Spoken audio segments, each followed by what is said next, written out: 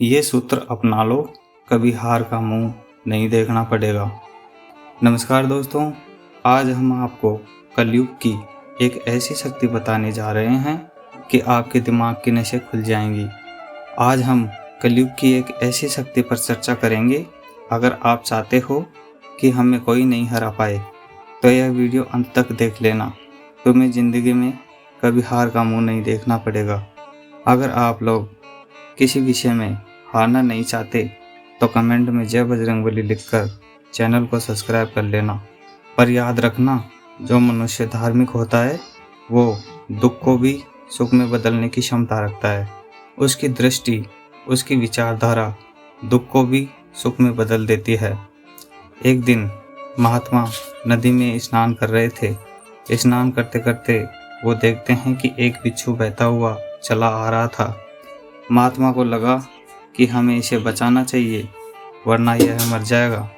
महात्मा ने अपना हाथ लगाया और बहते हुए बिच्छू को हाथ में रखकर और उसे बाहर फेंकने की तैयारी की तो उसने डंक मार दिया, काट दिया। महात्मा के हाथ से बिच्छू गिर गया।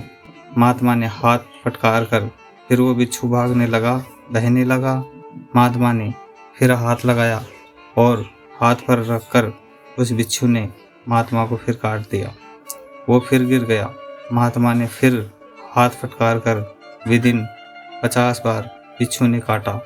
हाथ नीला पड़ गया, जहर चढ़ गया, हाथ सुन पड़ने लगा। नदी के किनारे हमारे तुम्हारे जैसे कई सज्जन खड़े थे। उन्होंने कहा, हे बाबा, पागल हो क्या तुम? तुम्हारी बुद्धि सटिया गई है क्या?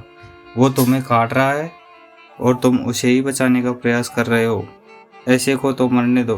क्या ज़रूरत है उसको बचाने की जो आपको बार बार काट रहा है? जिसके साथ तुम अच्छा कर रहे हो वो आपके साथ बुरा कर रहा है। तो क्या आवश्यकता है उसको बचाने की? क्या ज़रूरत है उसको हाथ पर रखने की? क्या आवश्यकता है?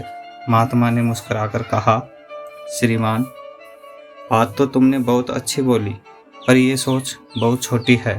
श्रीमान, याद रखो, जब वो बिच्छू अपनी प्रवृत्ति नहीं छोड़ सकता, बिच्छू जो काटना नहीं छोड़ सकता, तो साधु बचाना कैसे छोड़ दे?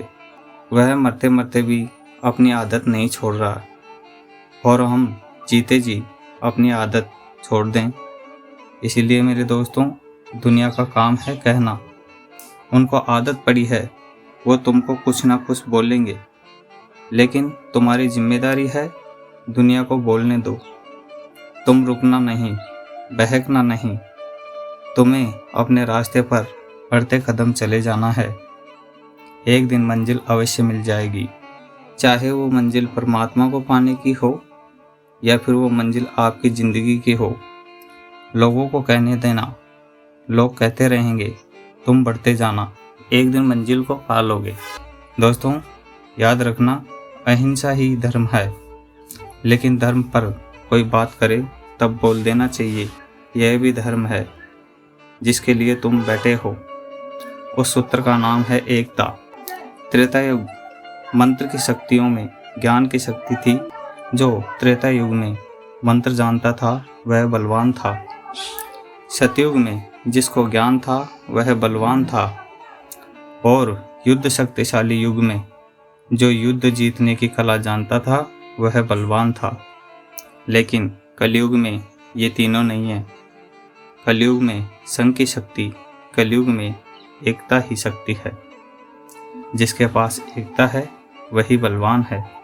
इसीलिए दोस्तों, एकता से घर की हो, परिवार की हो, भाई भाई की एकता हो या फिर समाज की एकता हो, जो एकता पर बल देता है उससे पूरी दुनिया हार जाती है।